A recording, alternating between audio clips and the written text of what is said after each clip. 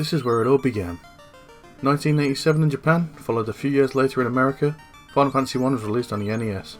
The game was originally going to be called Fighting Fantasy, but trademark clashes and director Hironobu Sakaguchi's fears that this would be his last game led to a name change. Square were originally uninterested in making an RPG game due to a fear of low sales, but the success of Dragon Quest caused them to reconsider. This fear drove Sakaguchi's team to put all their efforts into this project.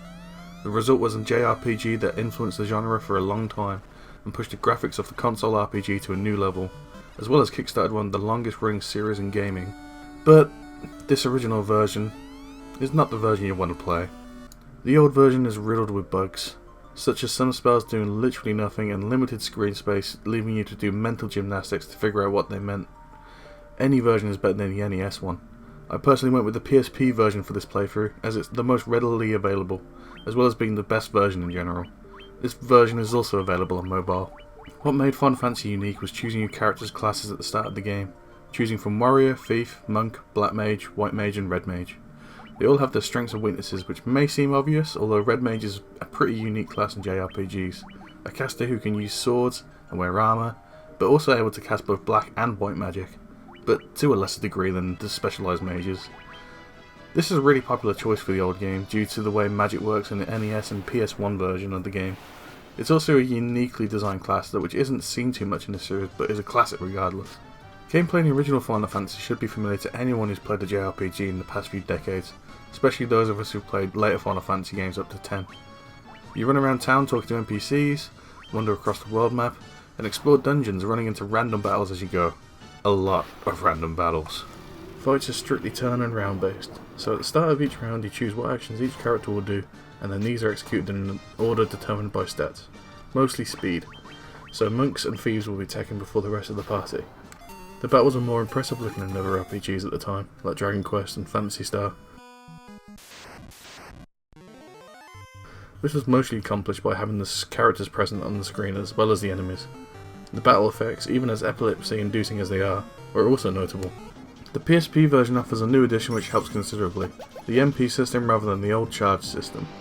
This returns in FF3, but the charges in FF1 aren't as well balanced, meaning that you'll easily run out of casts in a dungeon before a boss, so that means that you'll rarely get to use your cool spells. This is especially frustrating in dungeons that kick your ass a bit, meaning that using your healing spells before the final fight is detrimental as you can't recover charges mid-dungeon, so instead you have to chug potions. Granted, this adds some more tactics with what potions you bring along, but it also makes it feel worthless dragging along a White Mage, hence why Red Mages are so popular in the original game. The MP system basically eradicates this problem. Ethers restore MP, leaving you able to make the most out of your casters, and getting more use out of the spells in the game in general. With the amount of battles in the game too, you'll probably need that healing. The story of this game is pretty bare bones. It's basically an excuse to get you from one point to another, boiling down to a series of fetch quests really. You'll get the boat to get to Elfheim, to get the eye, to get the tonic, to get the key, to get the explosives, to get to the dwarves. It's a lot. The focus is evidently more on dungeon crawling. Also, the limitations of the original NES hardware meant that it was hard to include enough text to tell a truly sprawling story with significant characters. The story is basically front and back loaded, with an exposition dump at the start, with an inciting incident, then a plot twist right at the very end. And that ending text dump just doesn't end. Just keeps going. Never ending. Always find something new when you think it's over. Like this sentence. The music in FF1 is good. Nobuo Uematsu started off the Final Fantasy series in a good way, providing some fun compositions to play along to. The boss theme?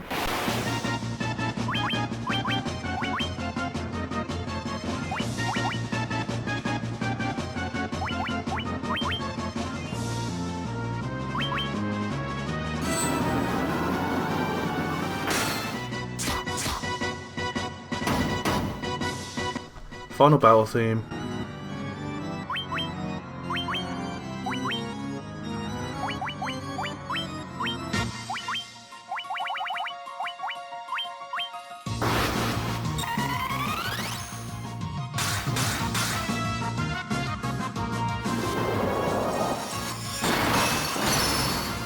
And some of the dungeon themes are quite memorable. Unfortunately, you can't say the rest about the soundtrack in this way. It's good, but it's not memorable. being a bit generic like the setting of the game itself, I suppose. The prelude is something that has stood the test of time though, as it's been used in some way in almost all the Final Fantasy games that follow. Overall, my feelings on FF1 are that it's fun, and on the more modern versions at least, it's aged well too. It's very short when you know what to do and where you're going though, as most of the challenge was figuring out where you need to hand in your latest parcel. With me knowing all this, the game only took me just over 11 hours to complete, but overall I enjoyed my time. So, the final part of the video. Usually I'll use this section at the end of the video to explain why I'm placing this title above or below others on the list, but as this is the first game, well, there's only one game on the list so far. However, I'll use this time to explain what I'll be doing going forward.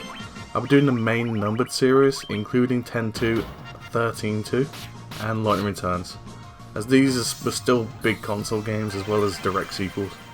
This means that sequels I won't touch are like FF4 the After Years, as it was a mobile game originally, utter garbage, and FF12 Revenant Wings, as that's a DS game and I have no way of capturing video of it. I also won't be doing the MMOs as they're such a different style of game, being solely multiplayer focused, that it's kind of impossible to rank them next to the rest of the series. But I will use this opportunity to say that FF14's story is one of the series' best, especially in the Shadowbringers expansion.